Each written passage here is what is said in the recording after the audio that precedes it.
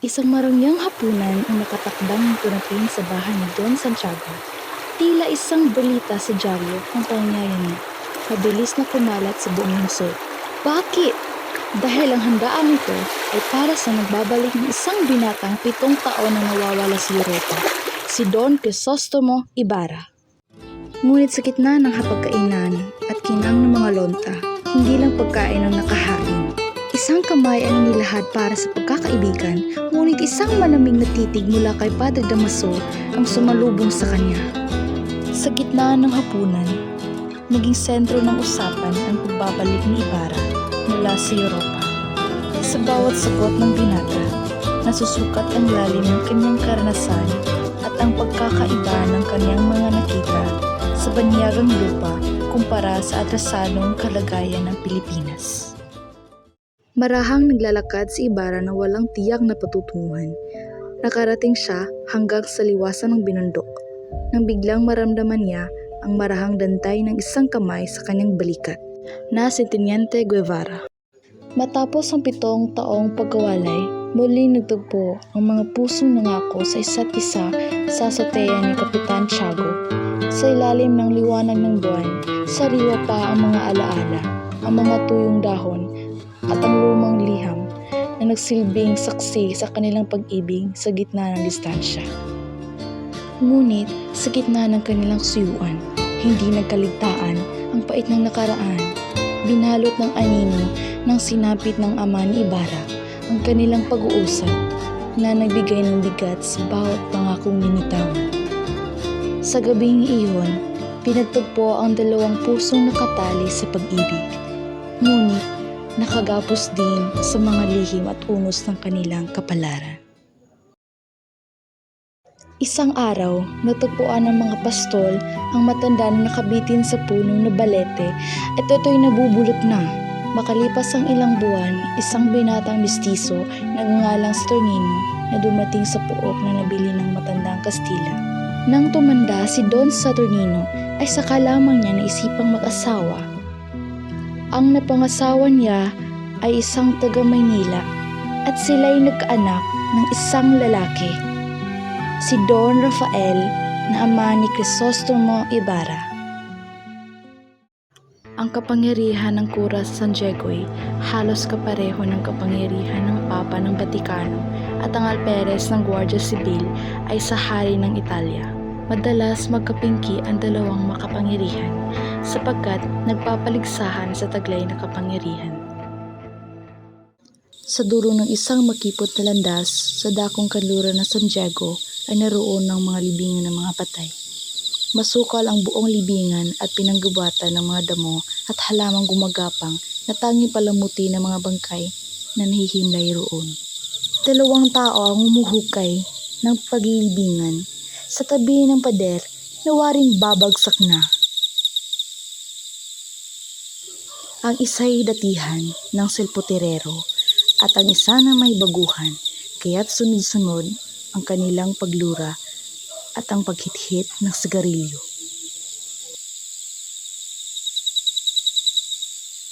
Dumating sa libingan sa Ibarra, nalula ng isang karwahe. Pumasok siya sa libingan, kasunod ang kaniyang matandang alila. Ngunit hindi makita ng matanda ang krus kaya't lumapit sila sa tagalibing. Dahil sa utos ng isang kura, ang bangkay ni Don Rafael na hindi pa lubusan nabubulok ay hinukay at itinapon sa lawa. Ang dahilan, ang bintang na siya ay isang erehe. At doon nagalit si Ibarra. Dito nagtagpo ang matinding galit at pagpigil ni Ibarra sa kagawan ni Padre Salvi na ipinagtapon ang kanyang ama doon sa lawa. Isang matandang lalaki ang malimit makitang palibot-libot sa mga lansangang waring walang tiyak na patutunguhan. Kilala siya bilang Don Anastasio na lalong kilala na Pilosopo Tasio. Sa mga mangmang, siya'y Mang Tasio o Baliw.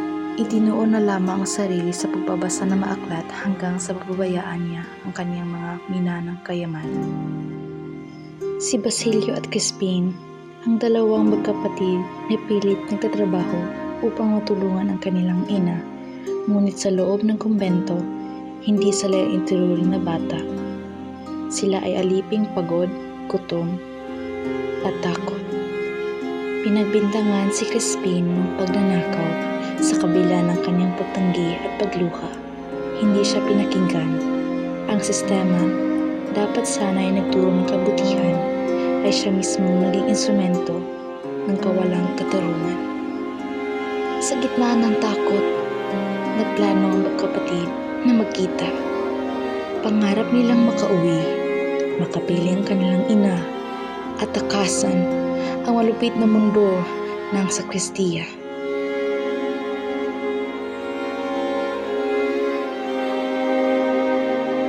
Sa kabila ng ngiti at pagod, hindi mapakali ang kalooban ni Sisa. Ang bawat kaluskos at paghampas ng hangin ay nagdudulot ng kaba sa kanyang dibdib. Tila isang babala na may masamang nagaganap sa kanyang mga anak. Ipinapakita ni Sisa ang imahe ng isang martir na ina, mapagmahal, matiisin at handang tiisin ang pananakit ng asawa at ang hirap ng buhay na ibigay lamang ang kailangan ng kanyang mga anak. Ang gabi ay balot ng dilim at pangamba. Sa gitna ng katahimikan, isang batang sugatan at hingal na hingal ang nagtangkang umuwi. Si Basilio, na nagmula sa impernong turingan kung tawagin ay kumbento. Bit-bit ang takot na hindi maipaliwanag. Nagtagumpay si Basilio na makatakas, ngunit hindi niya kasama ang kanyang kapatid na si Crispin. Ang bawat hakbang niya ay puno ng pag-aalala. Dala ang sugat sa kanyang balikat na dulot ng lupit na masakristan mayor. Isang malalim na buntong hininga ang namulas sa mga labi ni Sisa upang hindi na lumawig ang usapan nila tungkol sa ama. Nananalangin si Basilio at nahigang kasipin ang kanyang ina. Ang kanyang pag-uwi ay hindi pagtatapos ng hirap, kundi simula ng mas matinding pagsubok para sa kanilang pamilya.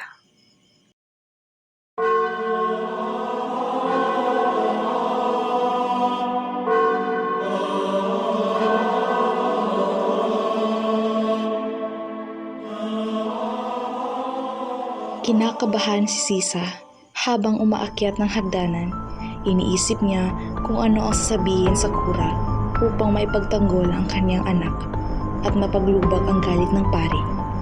Malugod niyang binati ang dinatnang utusan at sakristan, ngunit hindi naman siya nito pinansin.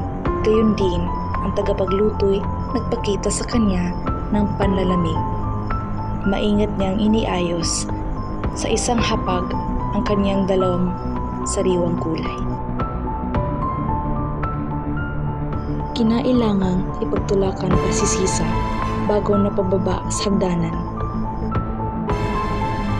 Matuling lumayo na wari may nais gawin. Ang laway parang hindi nabalino ng nakaraang malakas na bagyo. Mula sa isang gulod ay may dalawang lalaking nakaluksa at walang imik na nagmamalasid sa tubig. Ang isa'y si Ibarra at ang pangalaway ay ang guro. Sa ilalim ng puno, ibinahagi ng guro ang masaklap niyang karanasan kay Ibarra. Nangakaupo at nag-uusap sa tribunal ang mga nagpupulong ni mga kasapi ng dalawang labian sa bayan. Ang konserbador na pangkat ng matatanda at ang liberal na binubuo ng kabataan. Si Don Filipo ang pinuno ng liberal. Halos magkagulo ang pulong dahil sa pag-uunahang makahingi ng pahintulot na magsalita. Muling lumakad si Sisa patungo sa kanyang bahay, umakyat ng tahimik, nilibot ang tingin ng kabahayan na parang may hinahanap at muling nanao. Naglakad ng hindi alam ang pupuntahan.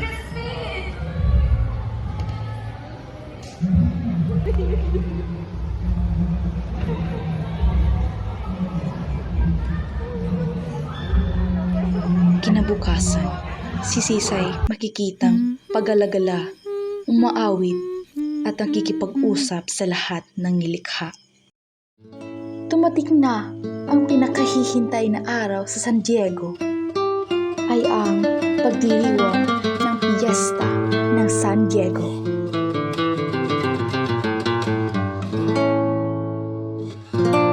Ang usapay lalong sumigla na makitang dumating si Crisostomo Ibarra. Ang binatay tumuloy sa bahay ng Katipan at magalang na binati si Padre Salvi na nooy papunta rin kina Maria Clara.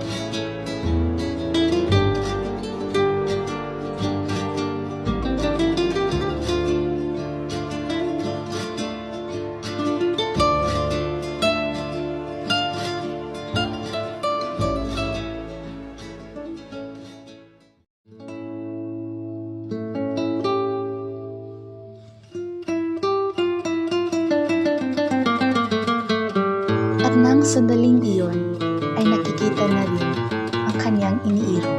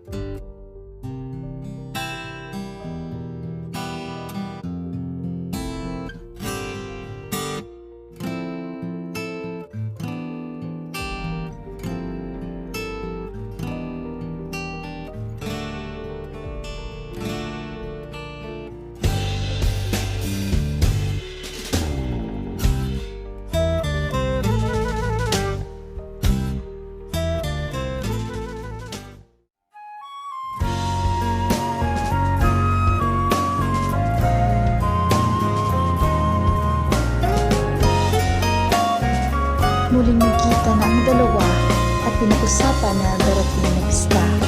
Masaya si Maria Clara dahil pinayagan siya ni Padre Salvi na sumama sa pamamasyal, ngunit may halo itong pangamba dahil sa mga babala ng buka. Si Ibarra naman ay abala sa pagpapatayo ng paaralan na simbolo ng kanyang pag-asa para sa bayan.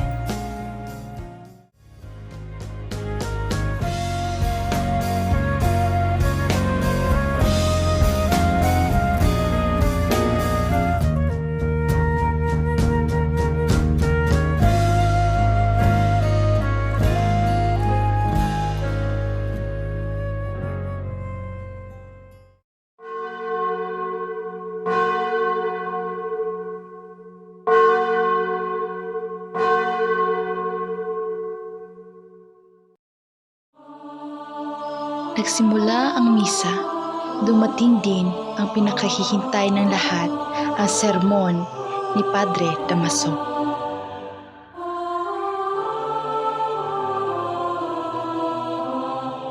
Ang sermon sa Tagalog ay hindi gaanong pinaghirapan ng paring isulat, di katulad ng Kastila.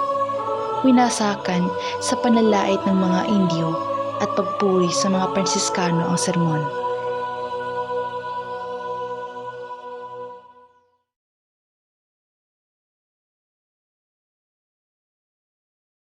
Tinurigsa ni Padre Damaso ang kalakaran ng panahon, ang unti-unting pagkawala ng paggalang at ng paglayo ng kalooban sa relihiyon. Ang mga parunggit na ito'y batid ni Ibarra na patungkol sa kanya. Iba-ibang balita ang mabilis na kumalat sa buong bayan ukol sa naganap na pangyayari sa pagitan ni Padre Damaso at Ibarra. Ang pinakamahinahong binata ay nagawang sugurin at itutok ang kutsilyo kay Padre Damaso. Sa bawat sulok ng bayan, sa mga tindahan at sa kasada, ito ang tanging usap-usapan.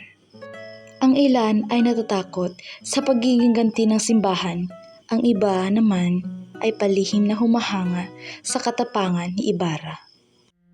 Matapos ang insidente sa hapunan at ang pag-ekskomunyon kay Ibarra, pormal lang ipinagbawal ang anumang ugnayan niya kay Maria Clara. Bilang isang taong takot sa simbahan at sa mga praile, agad na sumunod si Kapitan Tiago sa utos na putulin na ugnayan sa kanyang anak sa binata. Upang masiguro ang pagsunod, mas naging mahigpit ang pagbabantay kay Maria Clara na nagdulot sa kanya ng matinding kalungkutan at sakit. Sa paglipas ng ilang buwan, sa gitna ng katahimikan sa tahanan ni Kapitan Tiago, isang marangyang karwahe ang humihinto sa tapat ng pinto. Ngunit hindi ito ang karaniwang bisita. Kasama ng mag-asawang de Espadanya ang isang estranghero, isang binatang magbabago sa takbo sa buhay ni Maria Clara. Si Maria Clara, nagdadalamhati pa rin sa sinapit ni Ibarra, ay pilit na pinapakilala sa bagong manliligaw na si Alfonso Linares. Tiago, nalito si Linares, ang isa ng aking asawa. Siya ang narapat kay Maria Clara, hindi ang punibusterong si Ibarra. Ngunit, Donya, Kararangal ko po ang mapagsilbihan ng iyong anak. Ang kanyang katahimikan ay hindi tanda ng pagsang-ayon, kundi isang pusong unti-unting nadudurog sa ilalim ng dikta ng tradisyon at relihiyon. Durog ang puso ni Maria Clara sa balitang patay na si Ibarra. Sa harap ni Padre Damaso, matapang niyang ipinahayag ang kanyang huling hiling, ang kansilahin ang kasal kay Linares at payagan siyang pumasok sa kumbento. Wala nang ibang pagpipilian ang dalaga, ang maging madre o ang mamatay, dahil wala nang saysay ang mundo kung wala ang kaniyang minamahal. Ang mga anino ng trahedya ay tuluyang lumukob sa mga tauhan. Si Padre Damaso ay namatay sa sama ng loob. Si Kapitan Tiago ay nalubog sa bisyo. At si Maria Clara ay nanatiling bilanggo ng kumbento. Isang aninong makikita na lamang sa bubungan habang nananalangin sa gitna ng unos. Dito nagtatapos ang kwento. Ngunit ang mga sugat ng lipunan ay nanatiling bukas.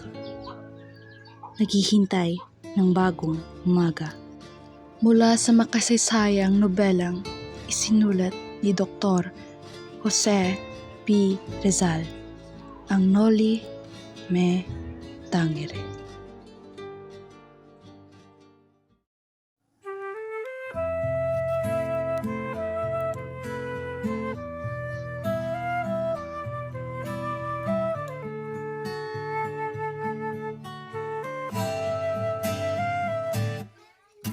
Tungalay kong arana para sa dalagang walang kasing ganda. Amoy rosas ang nalimuyak kung nanaisin na